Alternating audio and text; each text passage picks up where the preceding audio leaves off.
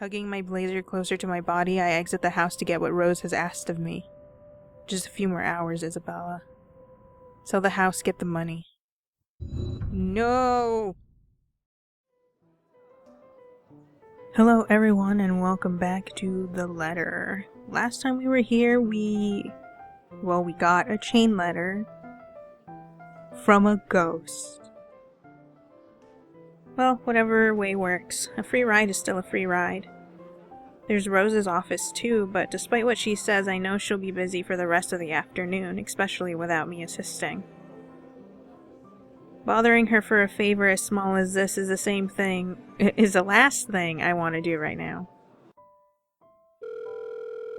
A couple of minutes and a few prayers asking for a decent signal later, the call finally connects and... Shit! Baggers, watch out! Can't beat me! Looking for trouble? Better not lie. I'm a cool dude. Pretty fly for an Asian guy. No. Oh god. Shit, what? Shit, how loud is this thing even? Looking for trouble? Better not lie. A sharp ringing fills the entire hall, disrupting the pleasant quiet that has... Oh my god.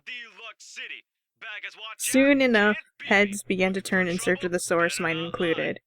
My eyes dart around the small crowd before zeroing in on a lone figure crouched behind the same group of old people checking out the decors moments ago. He is facing away from me, fumbling with something in his hands. But I don't need to see his face to know whose— oh my god, Ash, I hate your ringtone so much. Whose back it is. Oh, I'd recognize that dumb parka anywhere. Without bothering to end the call, I marched towards him. Why would you do this to me? After what happened today, I'm really not in the mood to deal with this. Of all the times to... Ashton Frey! You don't look like your picture. What happens next is something I'll surely regret later for having not recorded. Was that a weak-ass scream? He jumps, lets out an undignified yelp, followed by his phone slipping out from his grip. Bounces from one hand to the other in his poor attempt to catch it. Oops, sorry, I'm like... grabbing my water bottle. Bounces from one hand to the other in his poor attempt to catch it before ultimately falling flat on the floor with a resounding clack. I kind of feel sorry for the phone. On the floor. But it's not every day that you can catch someone like Ash off guard and get a reaction. Damn his stupid detective senses. I'll take every ounce of victory I can get, no matter how small.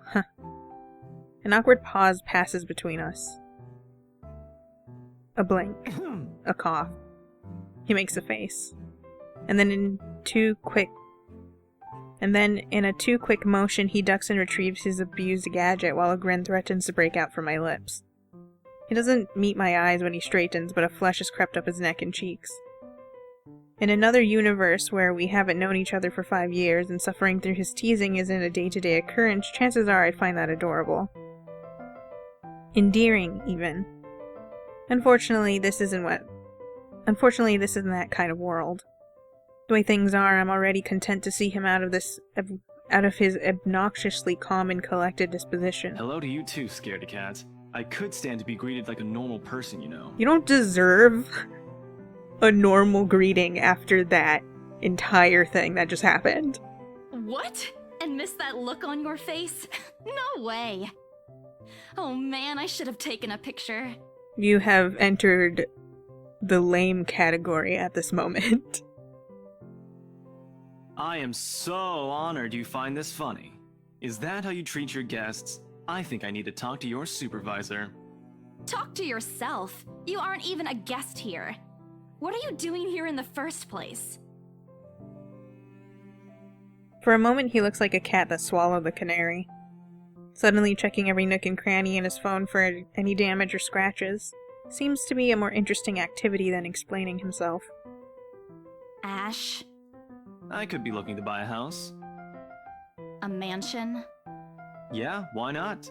Did you see the view outside? It doesn't look haunted to me at all. He's messing with me. Ashton, I am not in the mood. What are you doing here? He chances a glimpse at some point behind me. The parlor? Curious, I follow his gaze, but before I can figure out what has caught his attention, He places a hand on my shoulder and turns me back to face him. I just finished working on something, so I dropped by. I still don't see how his work has anything to do with why he's here. At my confused look, he drops the hand resting on my arm like he's touched something particularly hot, and casually rubs the back of his neck. Subtle. And I said I'll see if I can pick you up. Turns out I can. Free time and all. So here I am. Figured you'd still be busy, and so I roamed around for a while. Oh, you should have mentioned that sooner. I was about to throw you out. Throw me? Hey, I was given a pamphlet. I think that makes me a legitimate client. We have mandatory sign-in sheets for clients, Ash.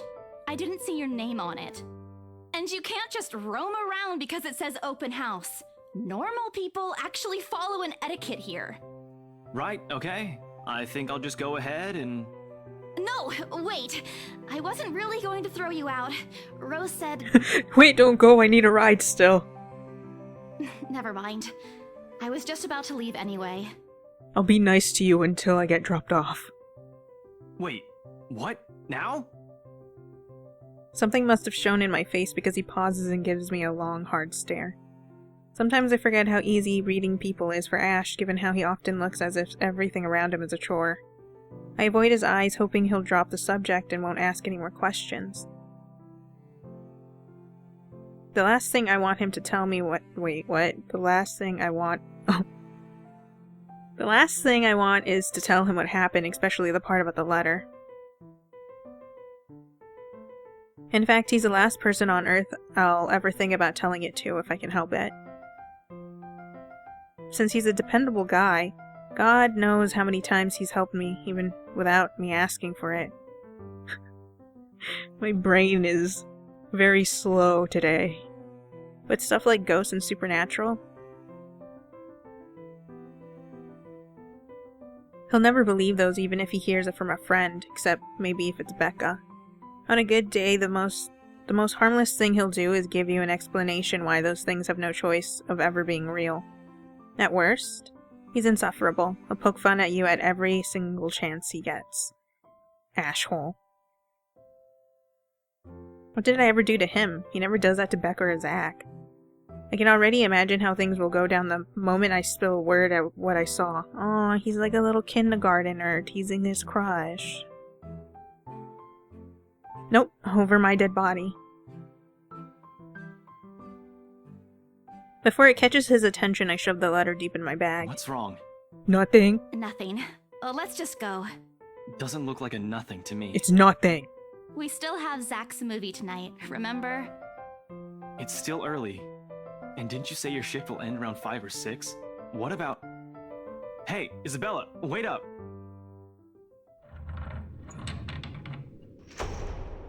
A rush of air greets me as soon as the main door opens. Not the usual autumn draft, but it's still a welcome change from the stifling atmosphere inside the mansion. Ash's footsteps are quick behind me, the soles of his shoes thumping hard against the polished concrete in an awkward cadence as he rushes to catch up. He calls out once, twice. The mansion still looms in the background. Whispers calling me back, shadows beckoning. Come back, come back. You can show the letter to all these people in here. Ooh. No. If you want help, why'd you give me this? I don't look back. If you needed help, there was no reason to give me this stupid-ass letter. We spend the ride back to Luxborn City in a relatively quiet manner, with only the radio's disjointed hum in the background to fill the silence. Occasionally Ash will reach out to fiddle with it until the signal settles or it's on a respectable volume, but otherwise he doesn't say anything. Neither do I. However, if the furtive glances he's been sending my way are signals, I know there are things he's been itching to ask since we left the mansion. I keep my eyes trained on the passing scenery outside in the small hope that my disinterest will dissuade him. Here. All of a sudden, he tossed something at me from a small compartment on his side. It hits me cleanly on the chin before I can make a move to catch it. The small package makes a soft landing on my lap instead. Sorry. The glare I send him wipes the smirk, about to form cleanly off his face. He clears his throat, focusing his eyes on the road ahead. Again. I swear, he did that on purpose. Ignoring him, I flip the half-forgotten package on my lap. I won't say no to free food, but why are you giving away cereal bars? Excuse me, you did say no to free food, and that was from Becca. She was offering. I would have said yes. I always have one on my person, and you look like you're about to pass out back there. Have you eaten lunch yet? I didn't even get a chance to deny it, because right on cue, my stomach rumbles loudly, and an empty, gnawing feeling in my belly becomes noticeable. No surprise there. I did skip breakfast and lunch so I could catch Becca while she was on break. I was hoping to get a small meal after. I guess with everything going on, I just forgot until Ash mentioned it. It's not like the hollow feeling's new to me, though. If anything, it's just one of the things I've gotten used to ignoring over the years growing up. A thanks, then I tear open the package and start nibbling on the edge of the bar. Apart from an acknowledging nod, Ash doesn't say anything after that small exchange. For that, I'm grateful. After getting an earful from both Becca and Rose, it's nice to be able to just sit down with someone who's not going to nag at you. How'd the open house go? The usual.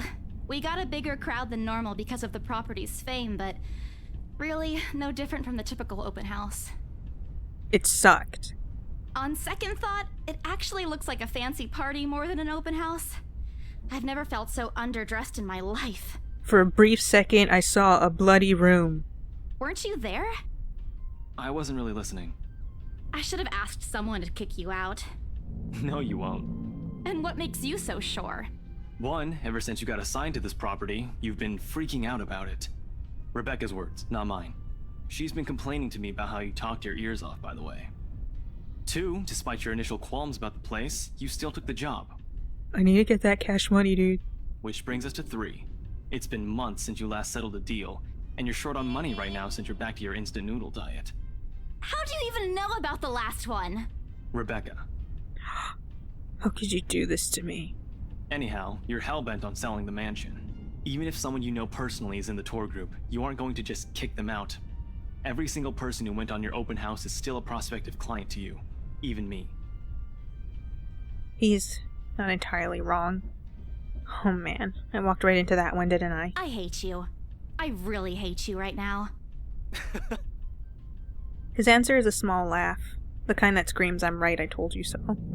I hate it when he does that. I'll have you know that there's already someone who's extremely interested in this property.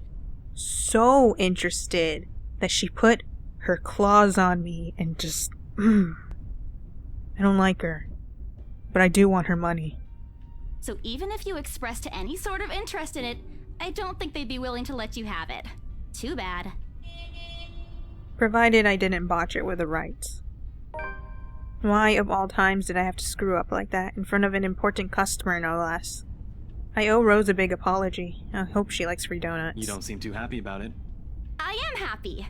Doesn't this look like a happy face to you? Eyes wide, looks like she's about to cry. Lip trembling. Fear. Really? And here I was thinking you found another one stuffed in the sofa. Don't bring it up. Or is it the wardrobe this time? Shut up. He meant that as a joke, but how close it is to the truth made my blood run cold and my own heart beat a heavy weight in my chest. All at once, the letter in my bag feels a whole lot heavier, burdened by my own guilt and apprehension. Yeah, well, things happened. Stuff the right couple might not be pleased about. No need to make a fuss about it. It's normal in the business. It's normal to have ghosts and dead bodies in your house. You made them angry? Not angry, just stuff happened. You know, I could actually do without the birds flying by. It kinda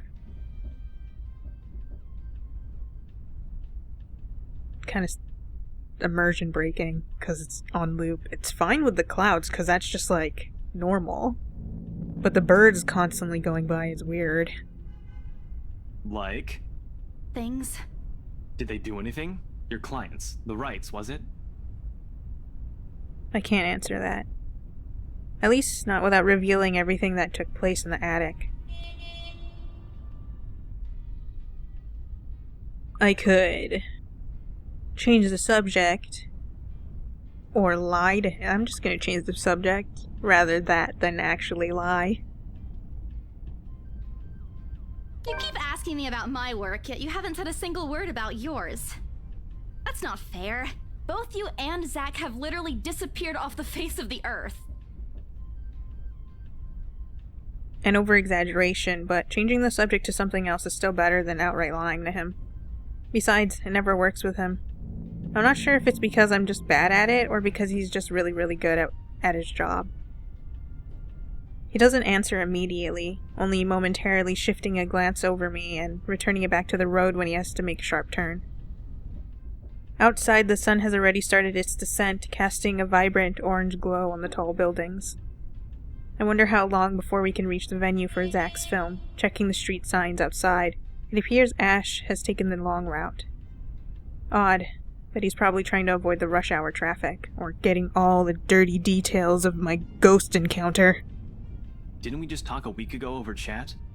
That's different. Linking your awful memes in the group chat box every morning isn't exactly a conversation. Excuse me, I don't hear you calling them awful while you're laughing at all of them. Shut up! And you aren't answering my question. That earns him a soft punch to his arm. I did laugh at them, but I'm not going to give him the satisfaction of knowing that I find most of them funny.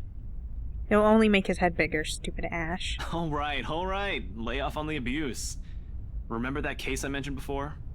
We've been trying to pin the bastard down, but it required more work than we anticipated. The guy's slippery like that. We got some good lead months ago. He recounts what he's been doing in the time we haven't seen each other. His usual work, the occasional small investigation, and the big case he's been stuck working on. Stuff he couldn't mention in the brief time we catch each other online.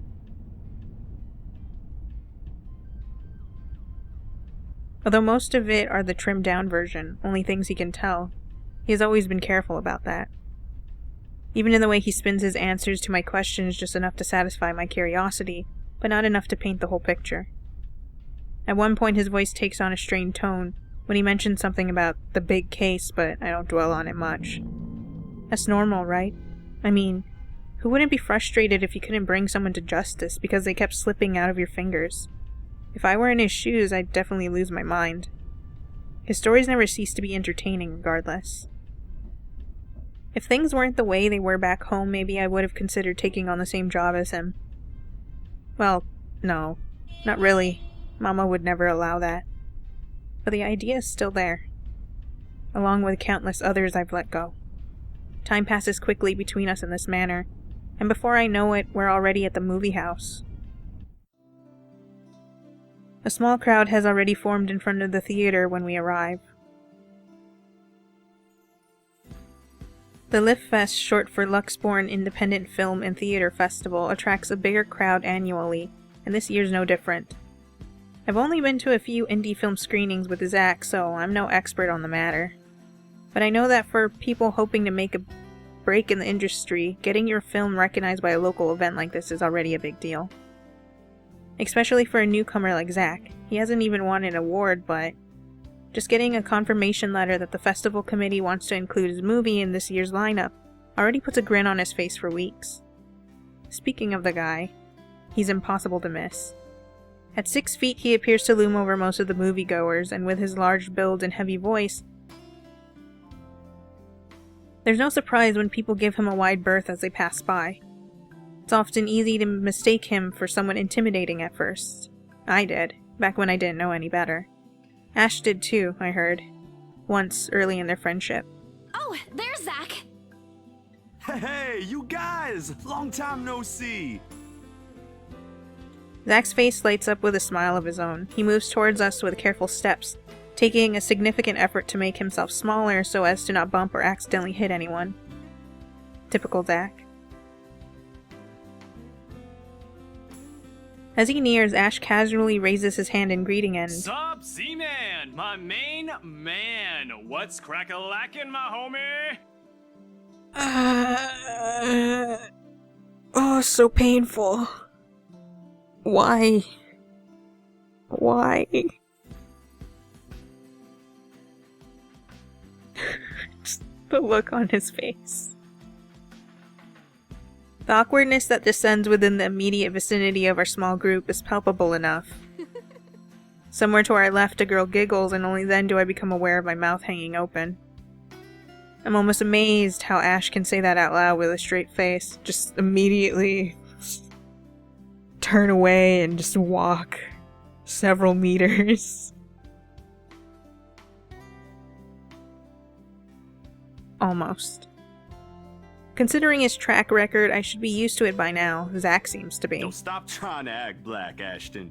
And you're the only one who calls me Z-Man. There's fondness underneath his exasperated tone. If this were any other person, he'd likely be offended, but years of friendship and familiarity have made those words harmless to the other's ears. Or at least enough for both to take it in stride. It's been a while, Zach. I hope you didn't get into trouble again. Not much to get into trouble lately without you, I'm afraid. I'll let you know if something comes up, though. Nah, I ended up with chicken down stuck on me last time I agreed.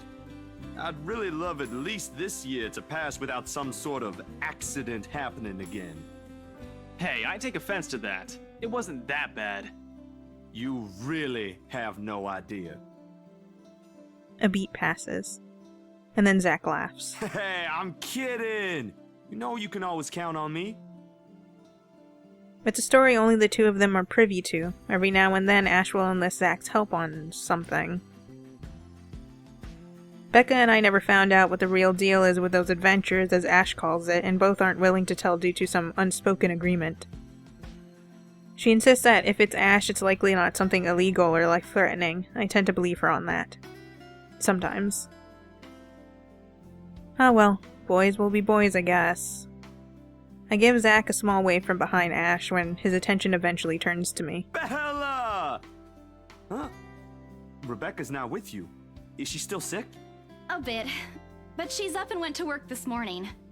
You know she doesn't listen to anyone that's not Ash. Yes, she does. Why so defensive? No, she doesn't. You're literally the only person she'll listen to when she's feeling stubborn. And it's true.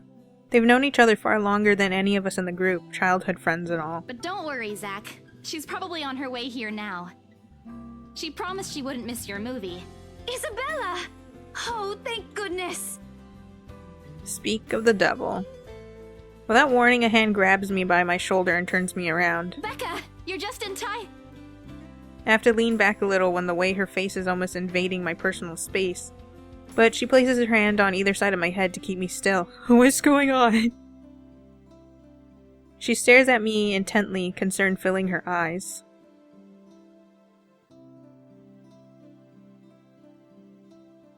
Part of me feels like Rebecca looks weirdly bigger in comparison. Because, like, her head looks bigger than Ash's. I don't know. She stares at me intently, concern filling her eyes. Becca, you're squishing my face. How are you? Are you alright? Why wouldn't I be? Rose called me earlier. Oh, that tattletale. Those 4 words tell me all I need to know. Since I don't have my family living close by and the only other relative I have here works on the far side of the country, I gave my company Becca's contact number in case of emergency. I should have known Rose would call her.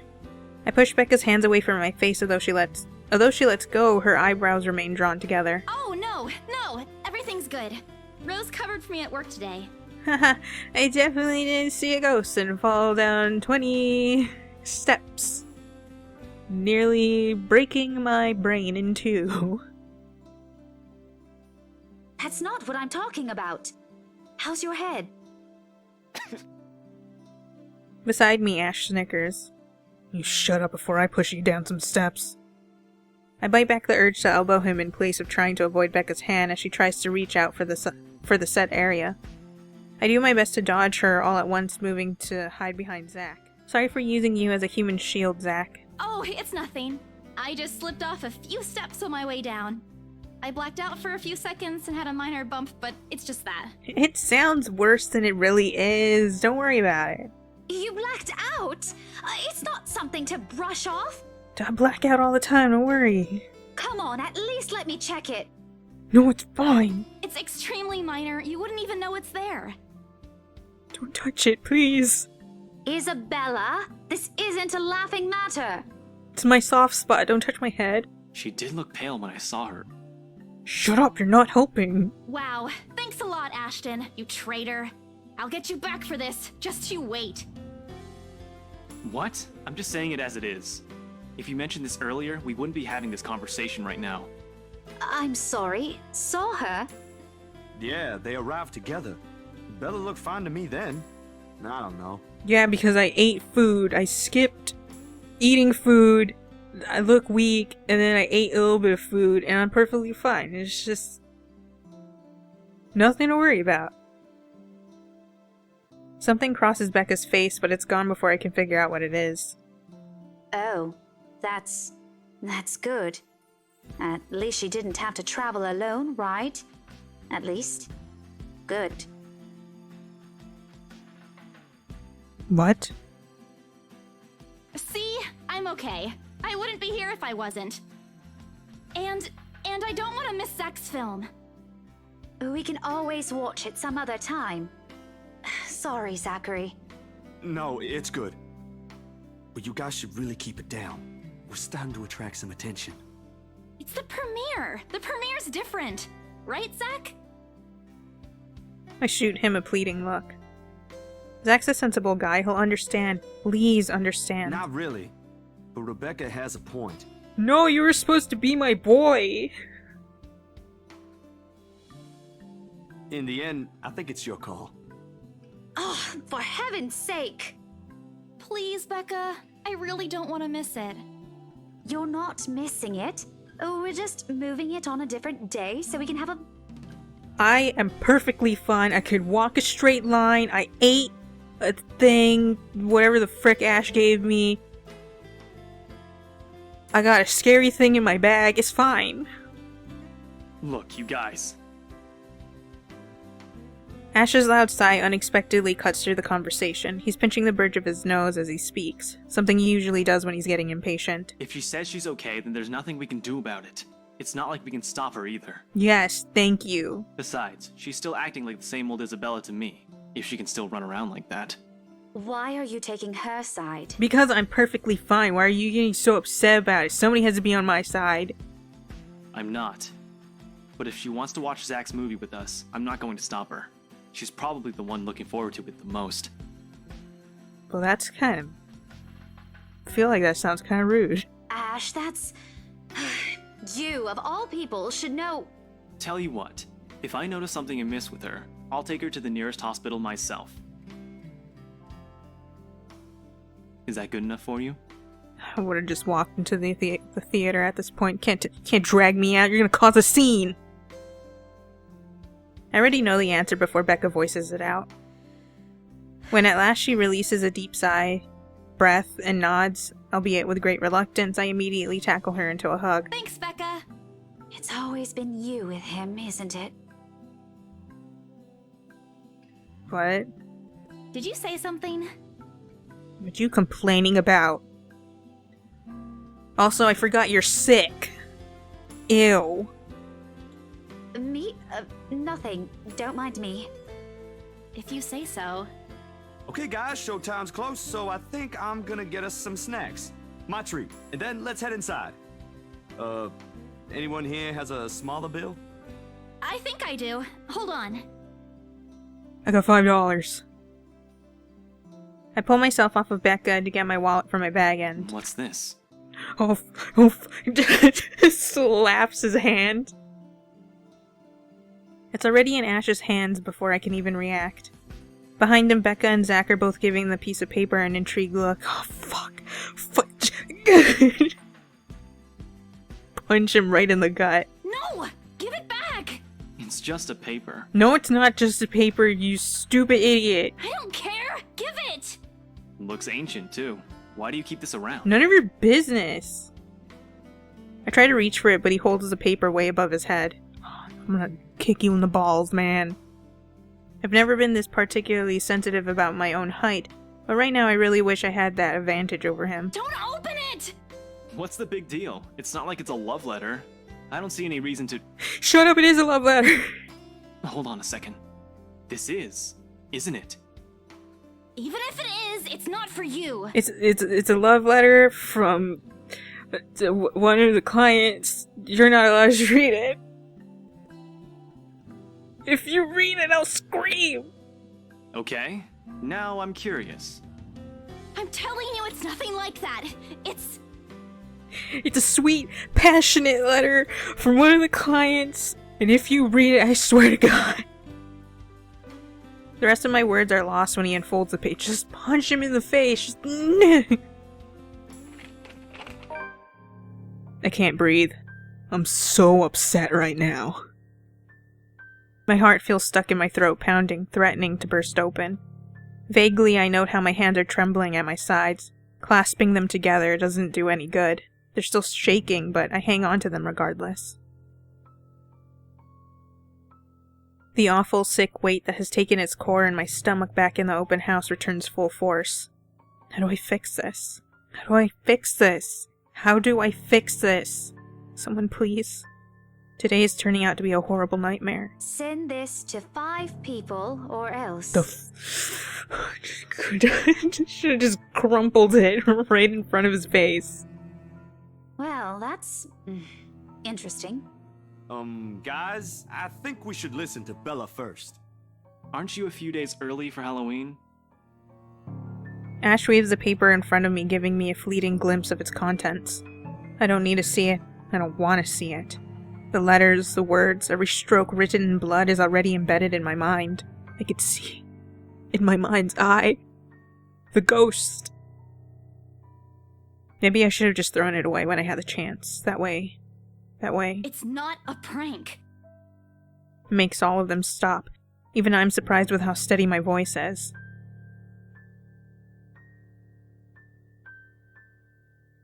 What did you say? This isn't a prank! I saw something!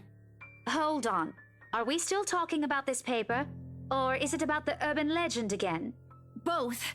I know it sounds ridiculous. You're saying this is a primitive version of a chain letter, and now that we've seen it, we're now cursed. You've got to be kidding me. You think I would lie about something this stupid? See? This is why I didn't want to tell you guys. Isabella, aren't you taking this a bit too far? I'm not a 5-year-old. It's not a joke! Will you guys listen to me first? I'm gonna watch this movie, but I'm not sitting near any of you guys. I saw something in the house earlier. It stood right in front of me. If I hadn't gotten away, that thing might have... Right. And in broad daylight, Isabella. Even someone gullible would find the logic in that screwed up. Just because it's a ghost doesn't mean it won't show up in broad daylight. There's also no way in hell that this supernatural shit is true. I hate you guys. But it's real! What do you think I saw? A hallucination? A delusion? Didn't you say you fell down some stairs? So maybe Rebecca's right. I saw it before I fell down the stairs. It happened after, when I was trying to get away. I almost got stuck in the same room with that thing. We're all in danger. I thought you were my friends. Why don't you believe me? I had to pray for my life. And you guys aren't helping. We are, and you know that. But this thing and that thing has got nothing to do with the other. When Rose called earlier, I thought she's just exaggerating. But based on what I'm seeing right now, maybe it's better if we really postpone this for now. Fuck you and give me that letter back. I'm not sitting near any of you guys. Don't bother. For this moment, we are strangers. I only know Zach. Without another word, I snatch the letter out of Ash's hand and stuff it back in my bag with more force than necessary. I'm tired. I got cursed, saw a ghost, probably lost a sale, got kicked out of the open house I'm supposed to be hosting. My own friends won't believe me and all of them think I'm crazy. To top it all off, there's a dull ache at the back of my head begging for a little attention I can't afford to give right now. Honestly, there's only so much a person can take within a single day. I just want to go home, curl up in bed, and never think about today. But before I can take a single step away from the group... Guys! Zach rarely ever raises his voice even when there's a point he wants to drive home. And hearing him take on that tone completely throws me off. Even Ash and Becca. Whatever harsh words yet to come out from the argument immediately die on our tongues. Why don't we all calm down first? I'm sure Isabella has her reasons too. No need to be hard on her. And hey, ain't this supposed to be a happy get-together? We haven't seen each other for months. I'd really love to know what y'all have been up to. I only ever get to talk to Bella over chat. Please. He has a point. Ash, for all his attempts to look cool and distant, has also been looking forward to this. He even took the time to call this morning for a reminder. He never does that. Becca, too. I'm pretty sure that's another reason why she got out of bed today.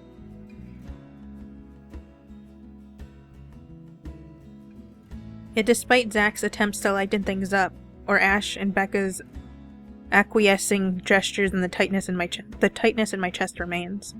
I should have just kept it to myself, or at least went with the idea that it's a prank. If I did, things might not have turned out the way they had. No sour mood, no bad vibes. Should have been like, it's a love letter, and if you look at it, you're gonna see some things that you don't want to see. Careless, so careless. Maybe leaving is the best decision for all of us. There is no need for hesitation because I'm staying. This is Zach's premiere of his movie, and I'm already here anyways, so it won't be fair to him. This is something special for him. Then I could pretend that Ash and Becca don't exist. Any other day, I'd excuse myself and go straight home. But this is something special to Zach, something he worked so hard to bring to life. I should know better.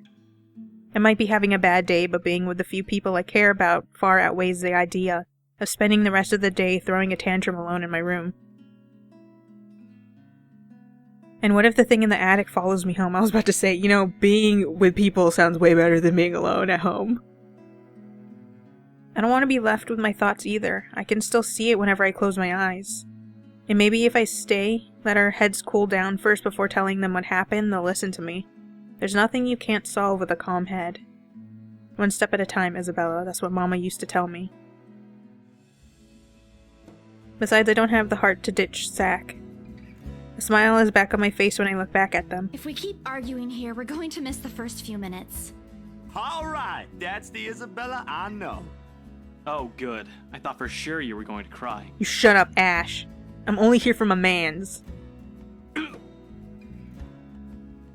This time I really do send an elbow straight into his stomach, which, you know, you could have done earlier when you wanted to get that paper back. Stupid Ash. Being vertically challenged has its perks, too. What was that for? Stop calling me a crybaby! I'm not one! Also, that's for reading the fucking letter when I told you not to. Aw, don't cry. I will aim lower. Stop it! Okay, scaredy cat then. That too! If you repeat that, I swear I'll... Let's just go. Without another word, Becca goes inside. She doesn't even stop to wait for us when I call after her. Ash and I exchange looks at that, the same question likely swimming inside our minds. Something happened at school after I left? Is she having a bad day too? I'll try asking her about it later, I guess. So, you guys go catch up with her. I'll go get us the food, I promise. But you'll miss it! Didn't you say watching a movie without food ain't fun? And it ain't like I haven't seen it. I made it, remember? I'll be in there soon. One friendly tap on my shoulder and then he's gone. Few moviegoers are still milling around. Some are still waiting in line for tickets, but otherwise most of the crowd are already inside. There's nothing much for us to do here now. Not a word of protest comes from me when Ash gestures for the two of us to head inside. And then? Are you sure it wasn't one of the cleaning crews? Absolutely sure. Somehow, halfway through the movie, the conversation steered toward what happened in the mansion. To be fair, Zach was the one who brought it up again. In his own movie's premiere. Now the film's just serving as background noise while we're speaking in hushed tones, careful not to disturb anyone inside the small hall. Well, except for Ash. I just hope we don't end up arguing about it again. We'll get kicked out for sure. Though with how loud Ash's voice is, we'll probably get thrown out way before any argument happens. Only Becca still remains engrossed in the movie, completely ignoring us. She's been quiet the whole evening, speaking only when referred to. If I didn't know any better, I'd think we did something that offended her. Is she jealous? Did we? And then I ran. You heard what happened after. I still think it's something else. It was standing right in front of me, Ash. He's one of the smartest people I know, but geez, he should learn to listen.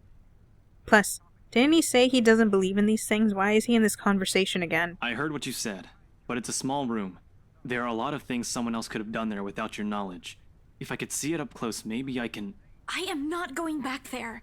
Ain't that a problem if you're hosting an open house? Rose does the first floor tour. I ain't sure ghosts can be restricted to one room, Bella. There are no ghosts, Zach.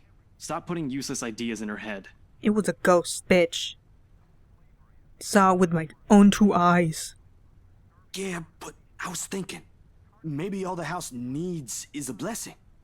Wasn't it left uninhabited for years? I'm gonna have to hire, like, 10 priests. And a truckload of holy water. Oh.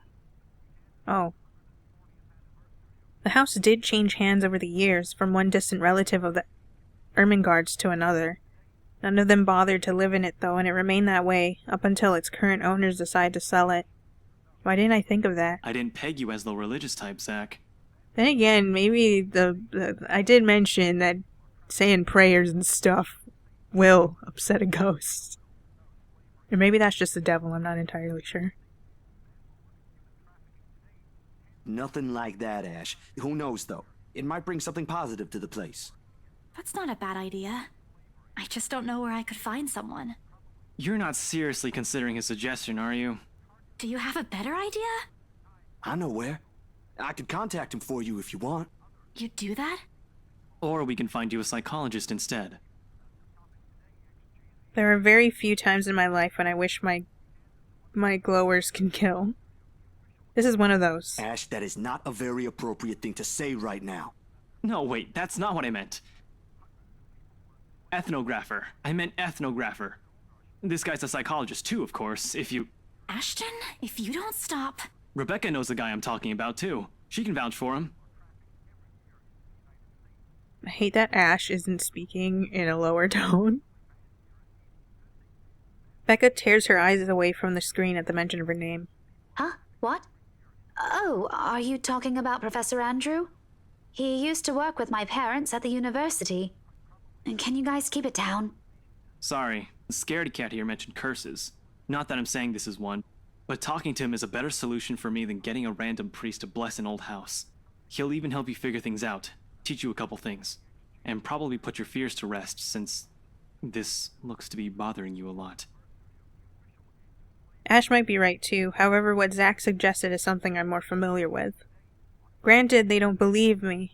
They're only giving me these suggestions to put my mind at ease, but it's better than being ignored or being laughed at.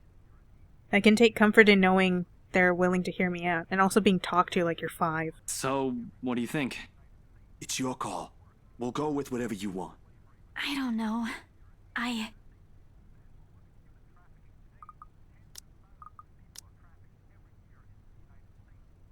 I'm gonna go with the priest.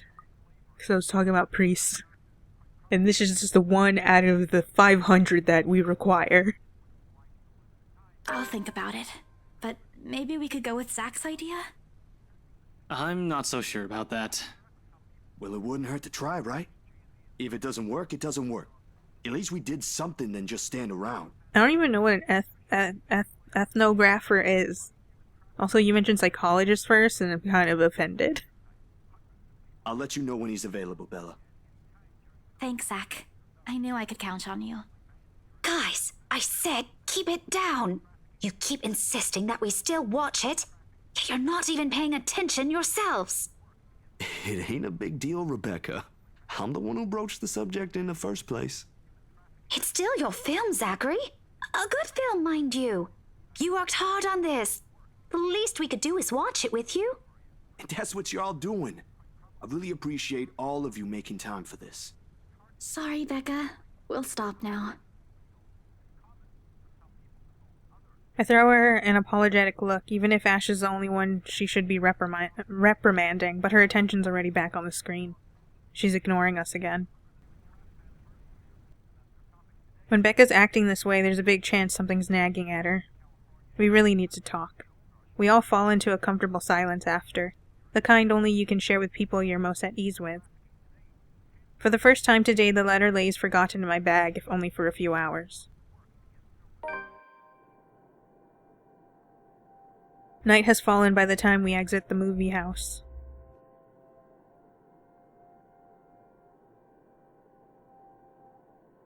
Despite the late hour, the streets are still bustling full of people, those about to head home, those set to meet someone, even those simply wandering about. Walking in this sea of unfamiliar souls, it strikes me how easy it is for one to get lost in a city as nondescript as Luxborn. I was afraid too at one point, back when I was new and had just set foot in this place. Now with familiar faces walking with me, it feels a little like home. Zach and Ash bid us goodbye shortly before Becca and I cross to the other side of the street. The former claiming he's got a few freelance jobs to take care of before the day ends, and Ash? Who knows, he never tells. Sometimes he'll just randomly appear at your doorstep looking for a place to crash. He does that to Zach a lot, much to the latter's frustration. But he's a busy guy too, in spite of the laid-back air he gives off. Thanks for today, everyone! No problem, Zach. I'm sorry for what happened earlier. Oh fuck, it's followed me. Huh?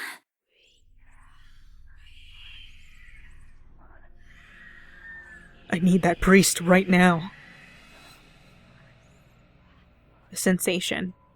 Cold, sickening, drowning. My chest tightening, breathing becoming labored. I can taste blood in my mouth. The edges of my vision blurs. In the distance, amidst the countless, nameless people going about their lives, the voice reaches out to me. Pleading, even as I clench my eyes tight and clasp my hands over my ears.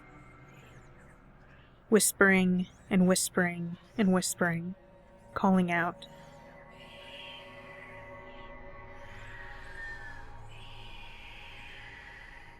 No, not me. Fuck, what do you need help with? Just say it! Why do you gotta keep whispering? Somebody. Isabella? Earth to Isabella? At her voice, the whole world suddenly snaps into place. The murmur's gone. When I open my eyes, Becca raises an eyebrow at me in question. Weren't you listening? Are you coming with me? Oh, yeah. Just... okay. Sorry, I spaced out. You always do that. What's that supposed to mean? Man, why are you so mean today? I follow her without complaint, but not before sneaking a glance to the far end of the street, where the voice came from, where another set of eyes might be staring at me. Nothing. There are only Zach and Ash watching over us as we head back to where Becca parked her car. If I'm expecting to see something or someone there, I try not to let it show, try not to think of the tiny pinpricks of fear crawling at the pit of my stomach. See you guys some other time. Yeah, see ya! Another glance, and with a final wave, we go off our own ways. I don't know what I saw. I don't know what I heard. I don't want to know. And if this is what would help me sleep tonight, what would give back that normalcy in my life, then so be it.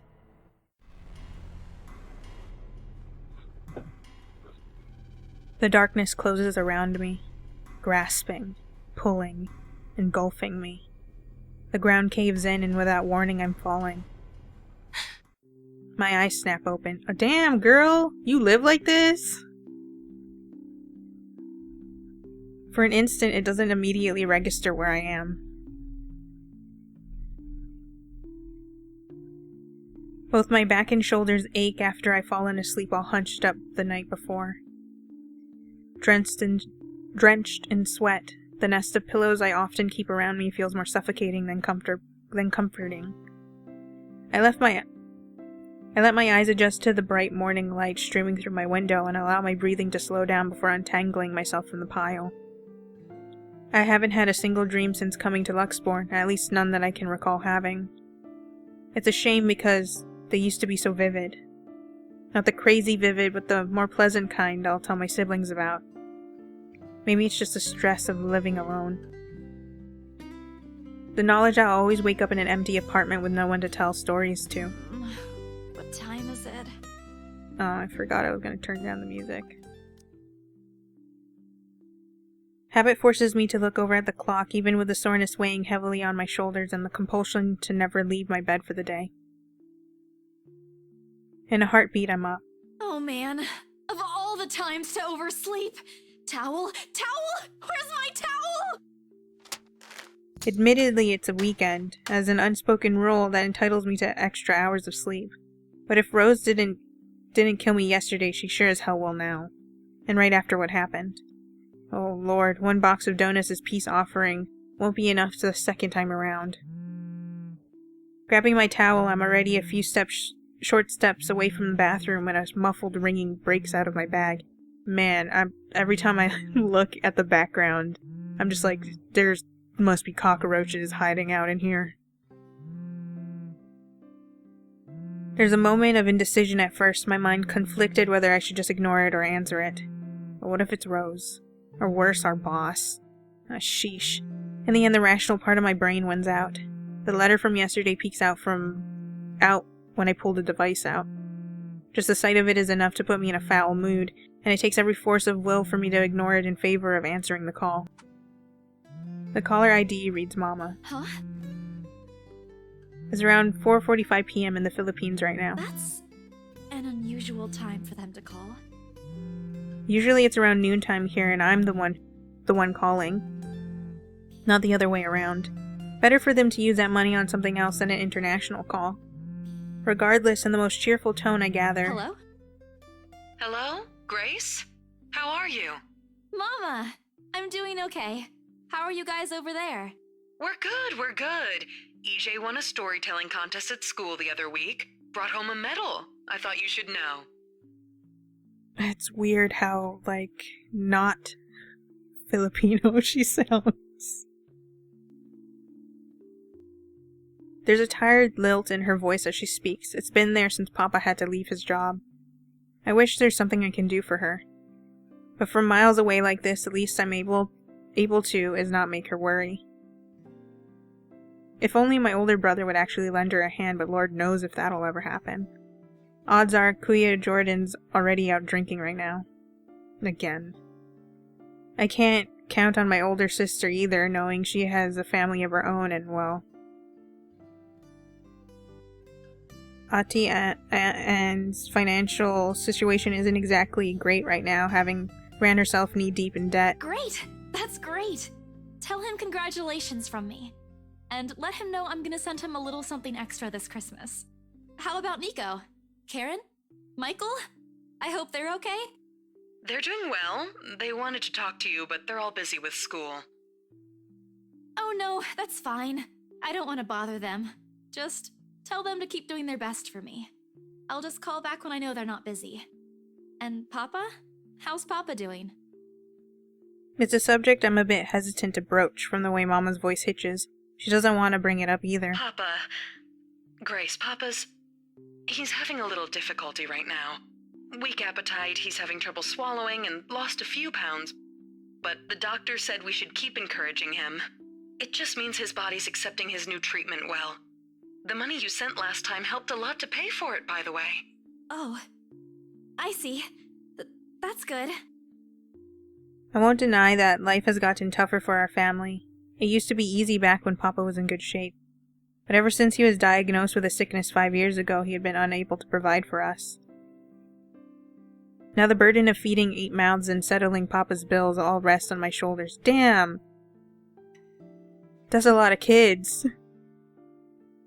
Although Mama makes a little, accepting sewing and laundry jobs in our neighborhood, it's scarcely enough to cover the costs of day-to-day living, let alone the bloating hospital bills.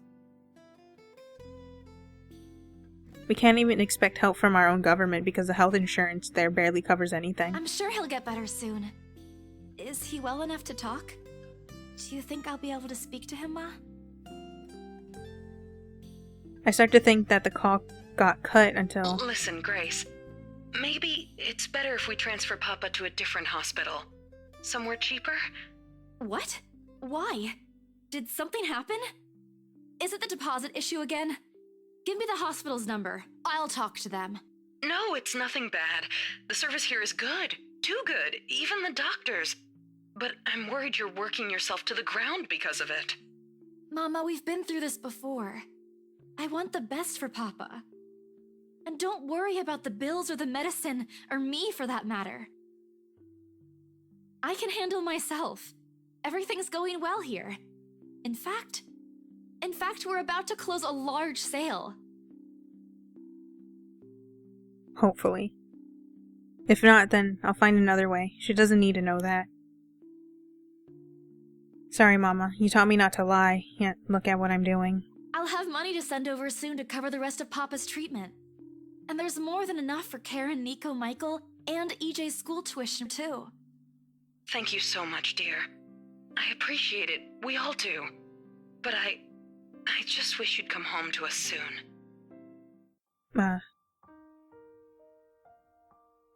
Oh, why are you making me read things that I don't know how to pronounce? When are you coming home? EJ, the youngest, used to be the only person asking me that. How do you respond to a question you don't have a definite answer to?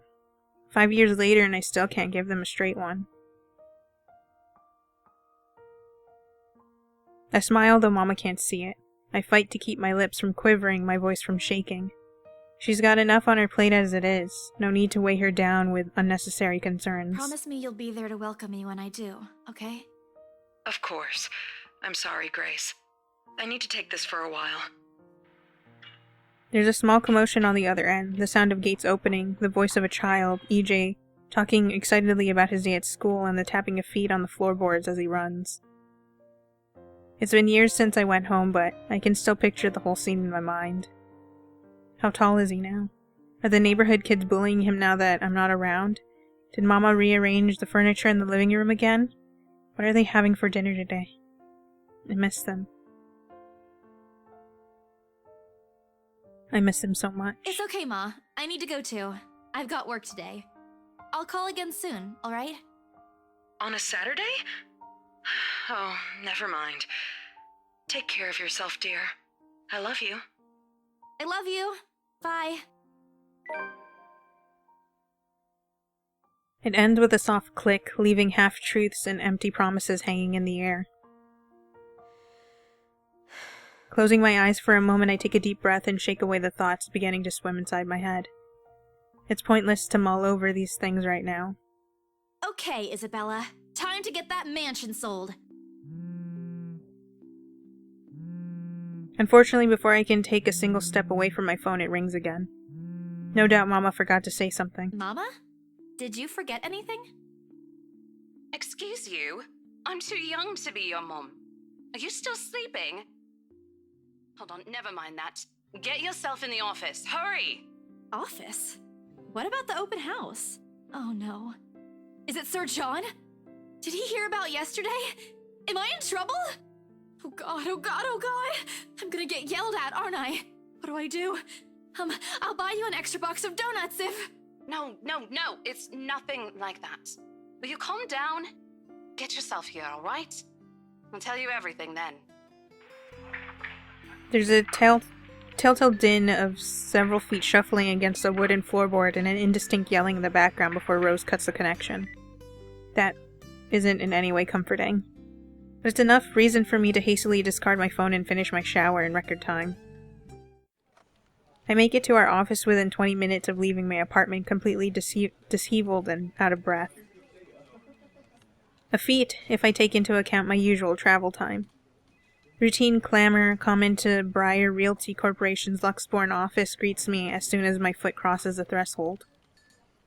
Papers rustling, telephones ringing at sporadic intervals, agents talking at varying volumes, staff moving about, and... Where the hell is C? Where are my employees?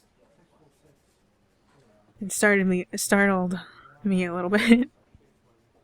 What the actual fuck, guys? Of all the times to disappear without notice! My boss's words turn muffled as someone else closes the door to his office, likely the work of an HR manager. Although the past week he's been in a bad mood over a few employees who have failed to report to work.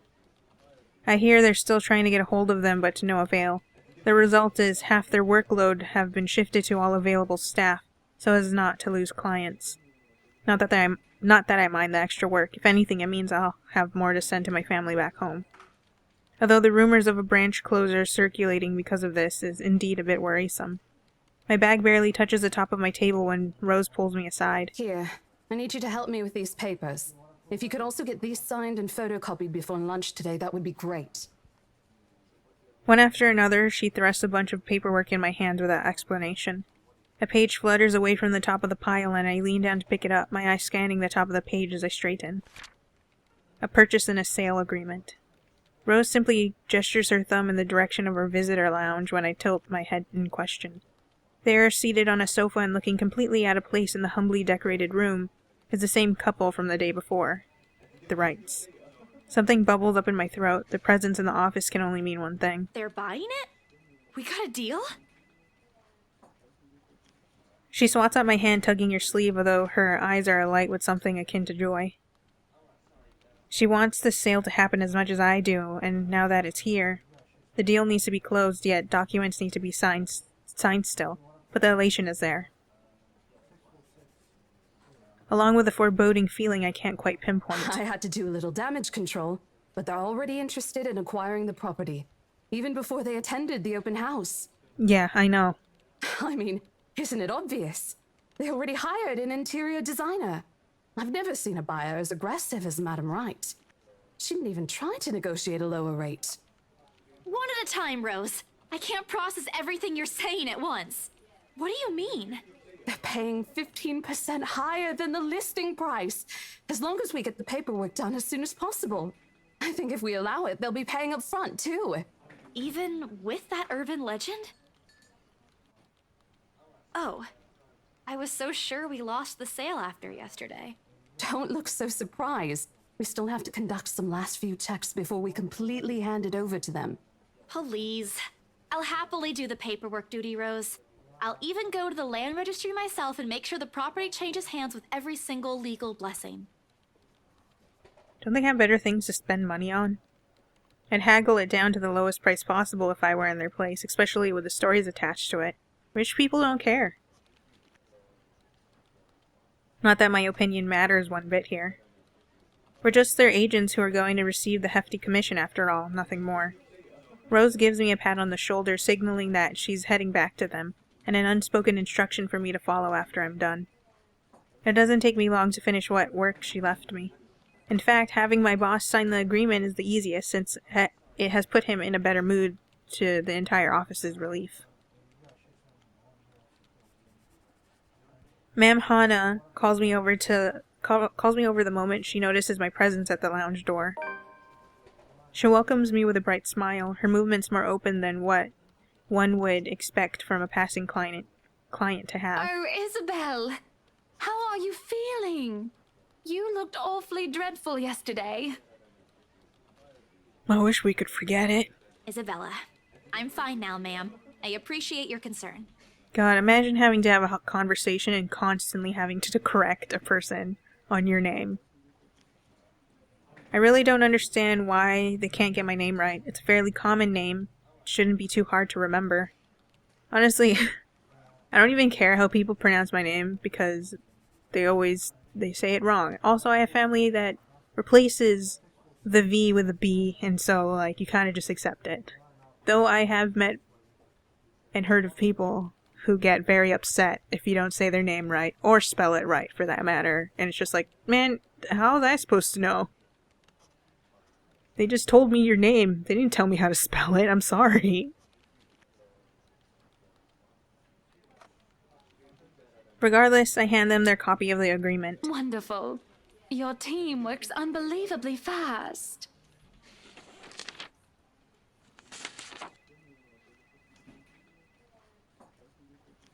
Ma'am Hana skims through each of them with a scrutinizing eye, checking every page for any inconsistencies and errors. Despite the unassuming impression she gives off, she appears fully aware of what to look for, and the process contracts like these undergoes. It is surprising, to be quite honest. I haven't pegged her for someone who is well versed in these things, yet here she is. She shows some of it to her husband, and he responds with the same passive interest as if he's more than happy to leave everything to her. I can't tell if it's purely because he believes she's capable enough, doesn't care about what they're buying, or he simply finds paperwork tedious. Apparently satisfied with what she's seen, Ma'am Hana claps her hands together before extending it to us for a shake. Rosa and I release the breath we've been holding, both of us more than happy to return the gesture. That settles it then? Are you really sure about this property, ma'am? Just shut up! We could easily find you a bigger one among our current listings. Something with a modern touch? Something not haunted, perhaps? Who cares if it's haunted? They bought it, it's their fault. Hope you get haunted. Rose shoots me a warning glance that clearly says, don't make a scene, we're almost there. Of course, why wouldn't I be? The house is absolutely perfect, isn't it, darling? A helipad would still be a nice addition. Move when you helipad. Yes, well, we'll get there eventually, love. As I was saying, if your partner had the documents yesterday, we would have bought it right there immediately. Shame she didn't have it. Well, there's still a few necessary documents we need you to sign after, but we'll let you know once we have those finalized. We'll be handling the process for the rest, so don't worry about it, ma'am. Within a week, I hope. We still have a housewarming party to plan after all. You know how much thought should be put into those things. There are servants for that, darling. Love, wouldn't it be better if we handled it ourselves? It is our housewarming party and our new home. No more than a week, ma'am. Barring unexpected delay, of course. You can leave it to us. Excellent. Well then, I'll leave you two to it. It's been a pleasure doing business with you. Oh, and before we forget... She discreetly folds something into both our hands and winks, a finger raised to her lips demanding our silence. I know both of you worked hard on getting us this beautiful mansion. All I can picture right now is, like, I guess the easiest reference I can give is the Happy Mask Salesman from The Legend of Zelda. Just his face, and then you're just like, yes, thank you for your business. Rubbing your hands together. Did I mention we reward our people generously? I suppose I can retract my I hope you get haunted, but I mean, you're still probably going to get haunted. Just, I won't sacrifice you for it. But this is... Ma'am, I can't accept this. Shh, Isabella, nobody knows. Don't you worry, darling. It's a small thing coming from us. Just, ooh, I found it on the ground and it says keep it. Consider this your bonus for a job well done. She smiles sweetly like this is simply the most normal thing to do in the world. Oh, before I forget, my lovely interior designer would appreciate it if you hand her a copy of the floor plan as soon as possible. She's dying to work on the house. Yeah, dying. You can do that, yes? Here's her contact. Certainly, ma'am. We'll have it processed as soon as possible. I knew I could count on you, lovelies. I hope to see you too soon so we can get this closed. Just like that, transaction over and done with. My mind's still reeling even after they've left. Other agents would kill to have clients like them. A part of me feels lucky about the fact no lengthy negotiations, no sudden change of minds, just talk, signatures, a few handshakes here and there, and we're done. The other part? Second ago, we sold a haunted property to 2 innocent clients. Sure, the commission's big enough to continue funding Papa's treatment and hospitalization, big enough to pay for all 4 of my younger siblings' schooling. Heck, it'll keep me away from instant noodle diet for months. I don't have to go back to the mansion as well once the deal has been closed, much to my sanity's relief. But knowing that there's something in there and we gave it to the good couple despite that, oh, Isabella, the things you do to sell a house and get money, Papa won't be happy with that. Well, I don't think she's entirely a good person, considering that little threat she gave, so...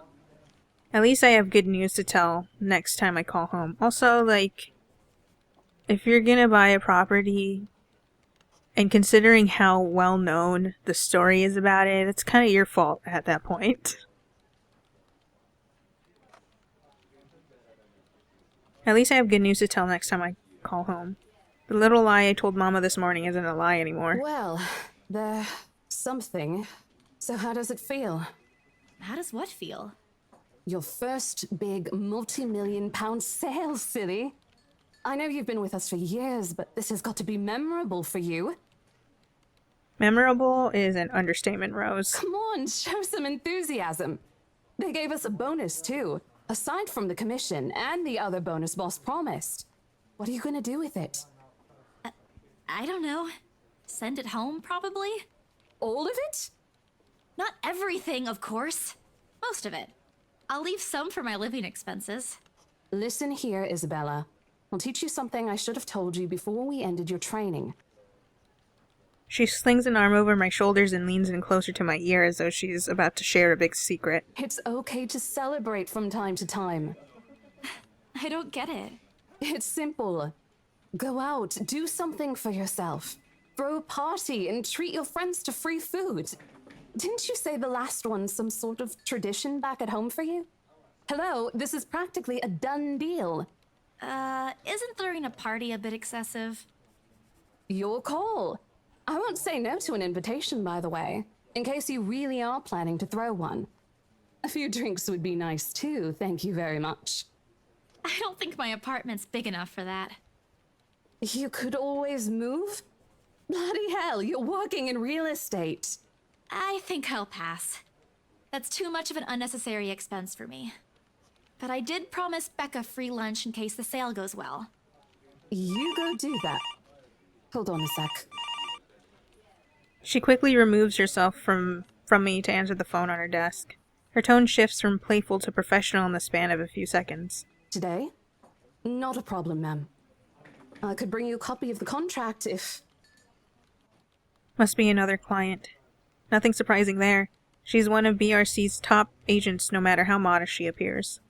A saleswoman through and through. I, on the other hand, have very little knack for it. Of course I learned, eventually. I had to. But someone else will, without a doubt, do a better job. Once, though, in a drunken stupor, Rose told me a story of what could have been. Years ago, wide-eyed, young, and brimming with yet-to-be-fulfilled dreams and ambitions, she was a term or 2 away from a nursing degree. Out of courtesy, I never pressed on the matter further. But perhaps it's where the sense of fondness started.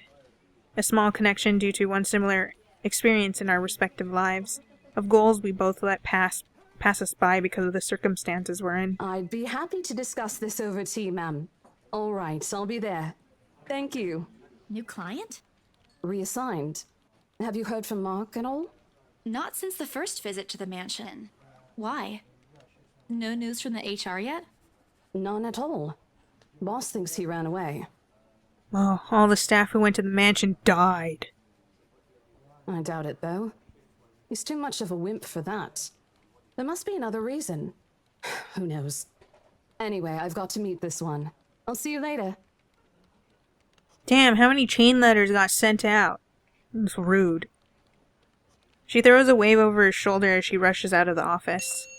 The lunchtime bell sounds shortly after, followed by the chatter of fellow agents also heading out for a much-needed break. Ordinarily, there's no need for me to go out. But oversleeping didn't allow me the luxury of packing my own lunch today. If one considers taking an instant noodle cup from my pantry packing your lunch. Time to make good on the promise I made to Becca, I suppose. Maybe invite Zach and Ash too.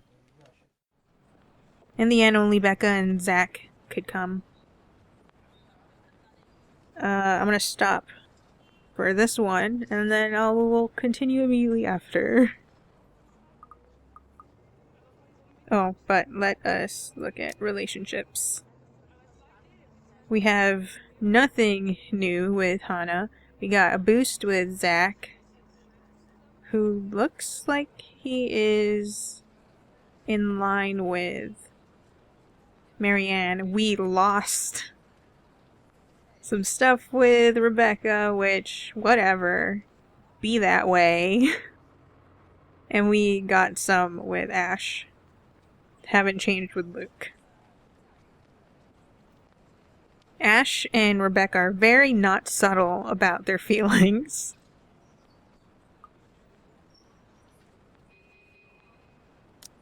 I'm getting slightly confused when I say Ash because Zach kind of feels the same way. The feeling of the name when I say it feels the same. Friday, October 21st. Before going to the Ermengarde mansion, Isabella Santos dropped by St. Goretti High School to check on Rebecca Gales. The former reminded the latter to take her flu medicine before leaving. On the way to the mansion, Isabella received a phone call from Ashton Frey, reminding her of Zachary Steele's movie premiere that night. While looking for her missing co-agent, Isabella Santos found a mysterious letter in the Ermengarde mansion attic. Driven to fear by what she read inside, thinking it's the place's curse at work, she hurried to leave the place only to meet Rose Cooper along with a woman who introduced herself as Marianne McCullough. Found Isabella... wait. Hurried to leave the place only to meet... does it stop there? Because it doesn't sound like it's continuing here. Foyer before the open houses start. Unable to recall what happened prior, Isabella insisted on working despite her co-agent's worries about her well-being.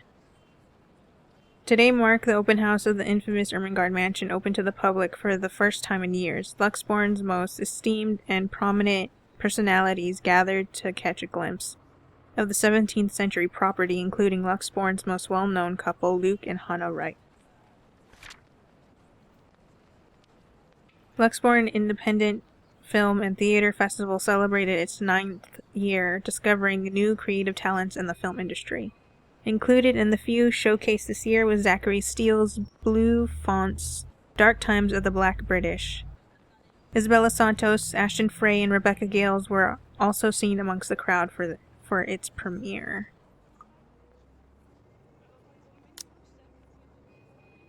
Looks like we might have everyone, but I am not going to read this yet.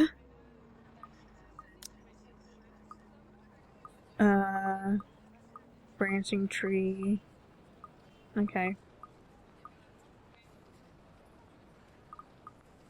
So, looks like we might have all of our people that have looked at the letter with some additions. So there was Marianne, Luke and Hannah. Then we have all of her friends, so that's 6 people. And I don't think Rose looked at it, but I can't quite remember if she actually looked at it, so that could be an addition as well. That'd make for 7 people out of our 5 that were required to look at it. What does that mean for everyone? Well, we're all probably going to be suffering. And that will be especially so for our lovely couple, Luke and Hannah, because they will be living in that mansion. And if the ghosts can already do things like appear, well, she was on her home turf, so if she can do stuff like speak to you while you're in the middle of the city, then this ghost is probably not someone we wanted to be entangled with at all.